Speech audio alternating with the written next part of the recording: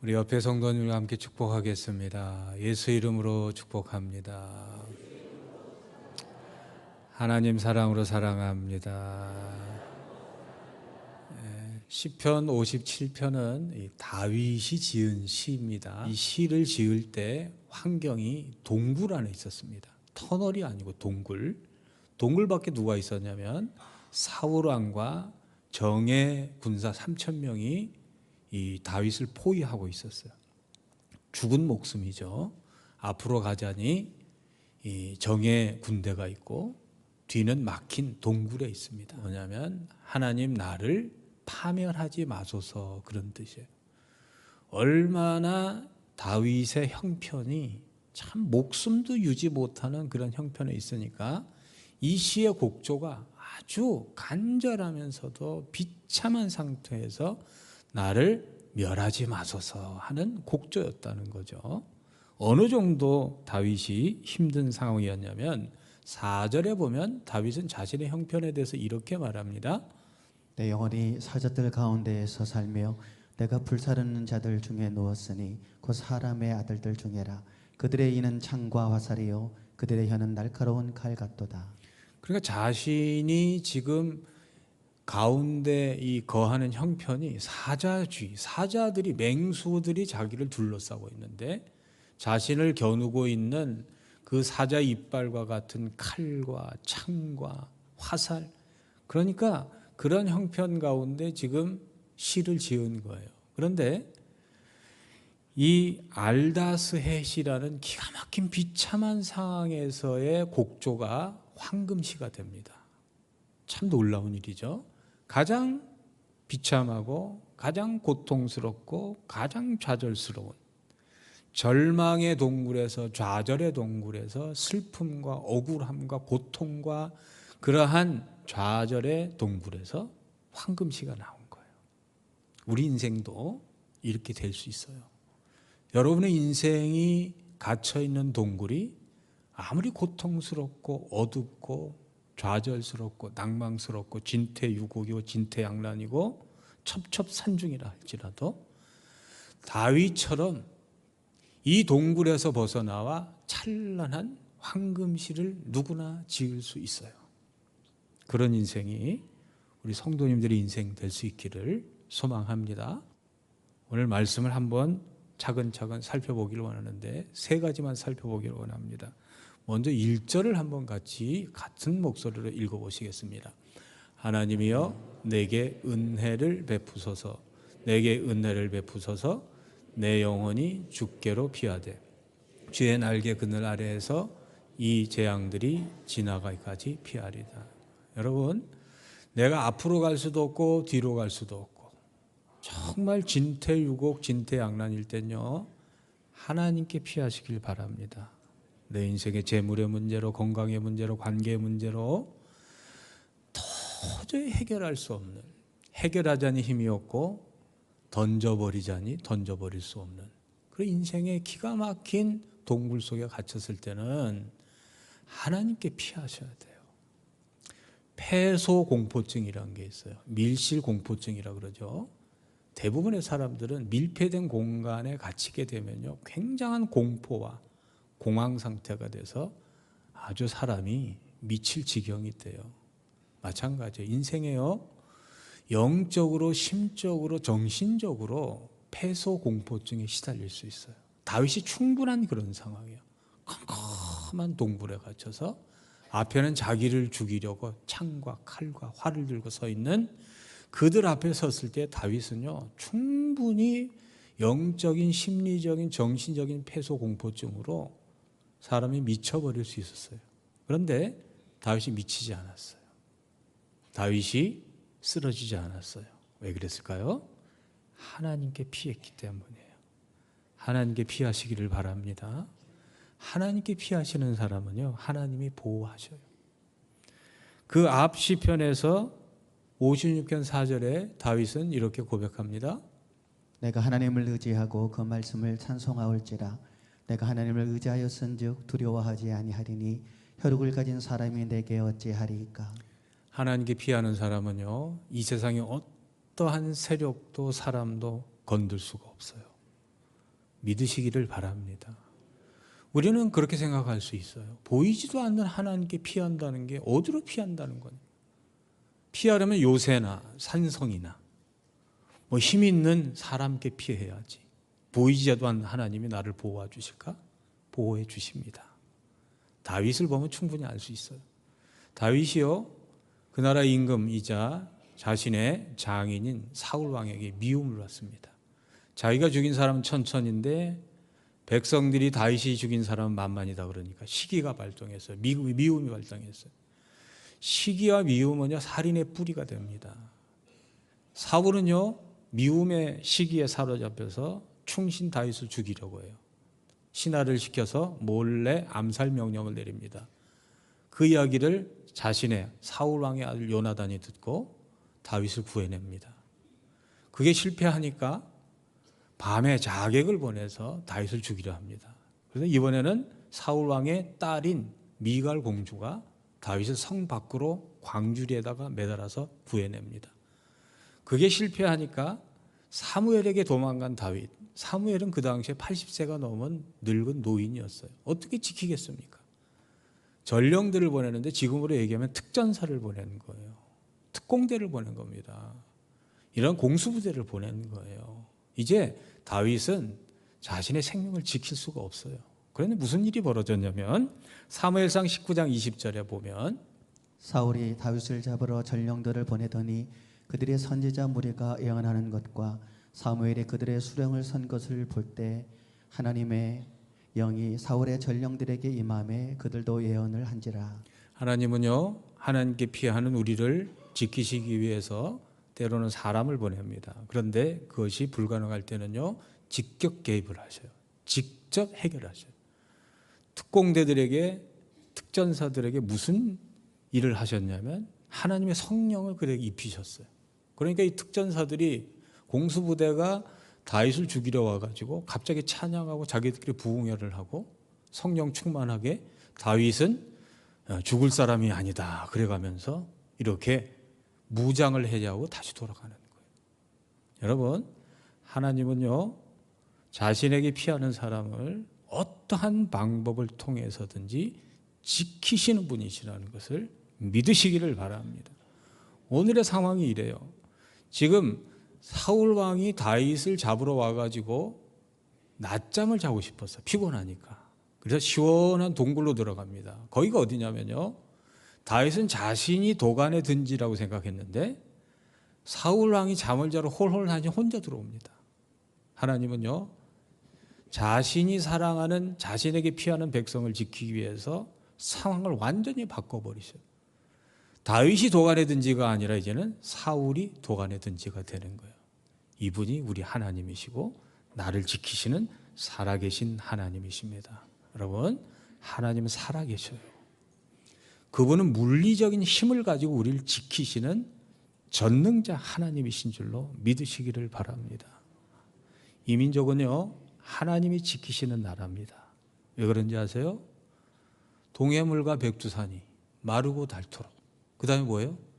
하나님으로 불러야 돼요. 우리는 모르는 사람 하느님이라 그래도 우리 하나님이 보호하사, 하나님이 지키시는 나라이기 때문에 이 나라가 지켜진 거예요. 다윗이 기가 막힌 진퇴유곡의 동굴에서 살아나온 것은요, 하나님께 피했기 때문입니다. 하나님께 피하시기를 바랍니다. 사람에게 내 재주로 안 돼요. 두 번째, 다윗이 그 기가 막힌 절망의 동굴에서 나올 수 있었던 것은 우리 7절을 한번 읽어보겠습니다. 7절 같이 읽어보겠습니다. 하나님이여, 내 마음이 확정되었고 내 마음이 확정되었으니 내가 노래하고 내가 찬송하리.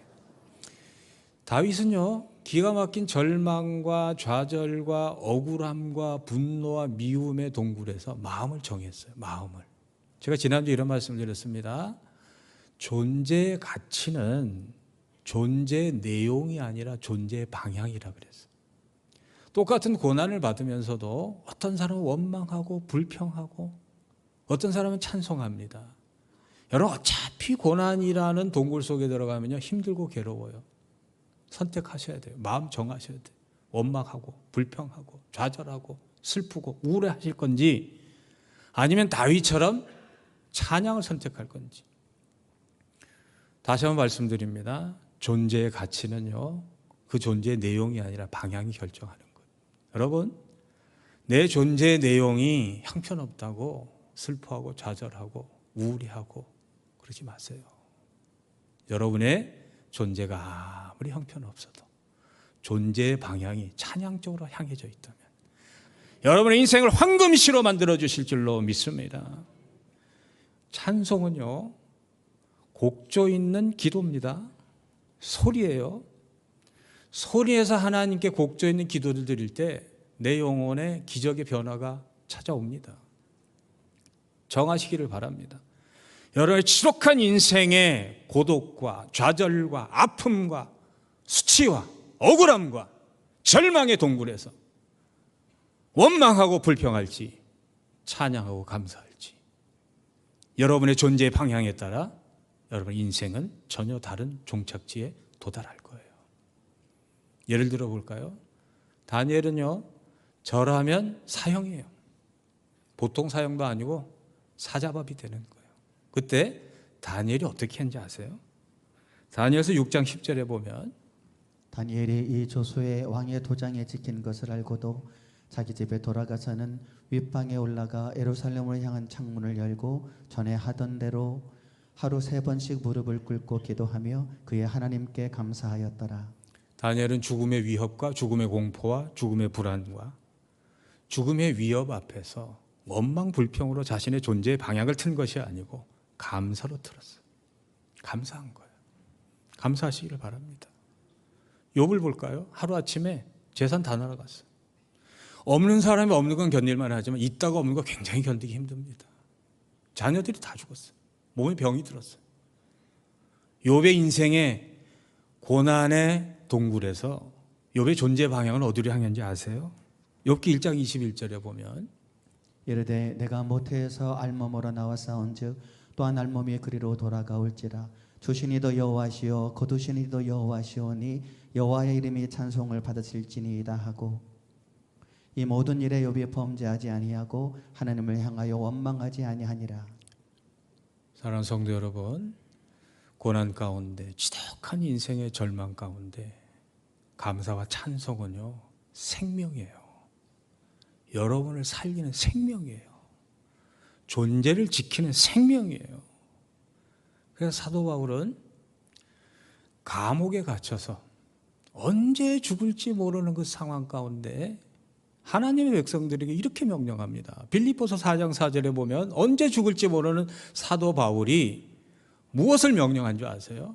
감옥에 갇힌 바울입니다. 이렇게 명령합니다. 같이 한번 읽어보시겠습니다. 주 안에서 항상 기뻐하라. 내가 다시 말하노니 기뻐하라. 사도 바울에게 있어서 죽음의 현장에서 기뻐하라는요, 단순한 즐거움이 아니에요. 자신의 생명을 살리는 하나님이 주시는 유일한 힘으로 받아들였기 때문에 기뻐하라고 명령하는 거예요. 재물의 문제로, 질병의 문제로, 자녀의 문제로, 관계의 문제로 도저히 살아갈 힘이 없는 성도님이 여기 계실지 몰라요. 그때요, 여러분의 영혼에 명령하세요. 마음을 정하세요. 확정하세요. 나는 기뻐하겠다. 내 영혼에 기뻐하라고 명령하겠다. 하나님이 그 순종을 통해서 기적을 일으키실 거예요. 꼭 한번 해보시기를 바랍니다. 그래서 데살로니가전서 5장 16, 17, 18절에 사도 바울은 이렇게 말하는 거예요. 같이 읽어보겠습니다. 항상 기뻐하라. 쉬지 말고 기도하라. 범사에 감사하라. 이것이 그리스도 예수 안에서 너희를 향하신 하나님의 뜻이니라. 여러분, 기쁨을 명령하는 명령은요, 아무나 할 수 있는 게 아니에요.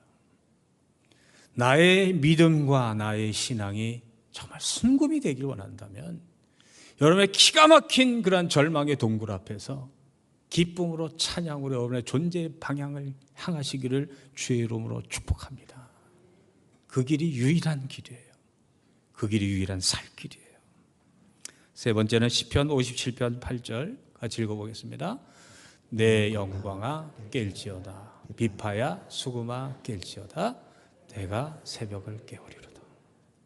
참 많이 들은 말인데 여러분 이해가 되세요? 새벽을 깨우리로다. 새벽이 사람입니까? 사람은 자면 깨울 수 있지만 새벽이라는 건요, 시간을 재촉한다고 깨워질 수 있는 게 아니에요. 우리가 새벽을 깨운다 찬양도 했지만 이게 도대체 무슨 의미입니까? 여러분, 새벽을 깨운다는 것을 알려면요, 새벽의 의미를 알아야 돼요. 새벽은요, 어두움이 물러가고 새로운 아침이 도달하는 전환점입니다. 그러니까 어둠으로 가득 찬 시간에 햇빛이 비침으로 말미암아 어둠이 물러가고 새로운 시작이 되는 시점이에요.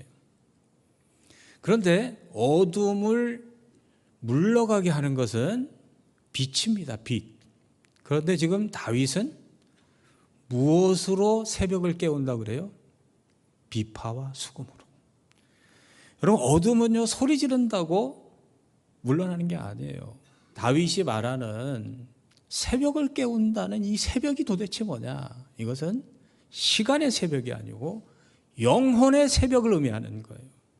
시간의 새벽은 빛이 다가오면 사라지지만 영혼의 새벽은 아침이 된다고 찾아오는 게 아니에요.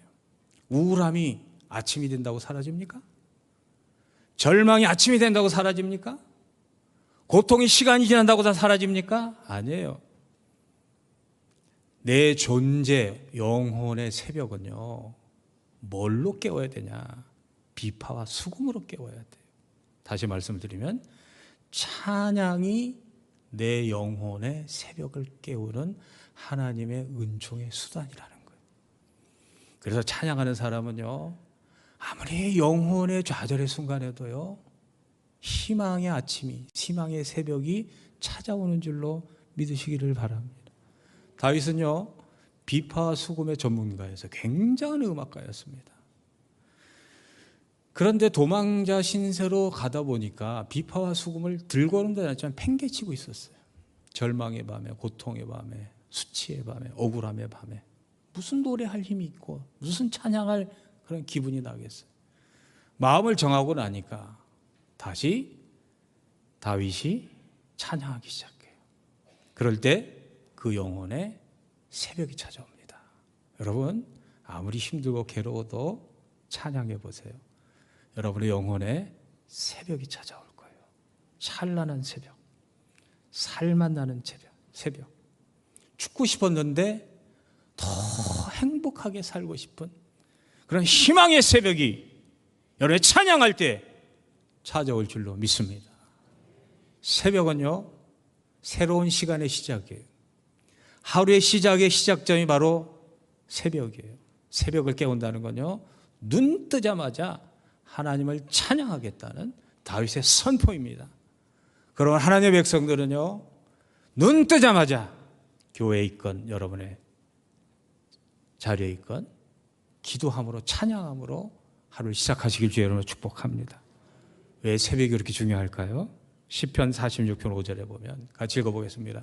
하나님이 그 성 중에 계심에 성이 흔들리지 아니할 것이라. 새벽에 하나님이 도우시리로다. 여러분, 구약부터 쫙 읽어보세요. 하나님 언제 도우시나? 홍해가 언제 갈라졌죠? 새벽에 갈라졌어요.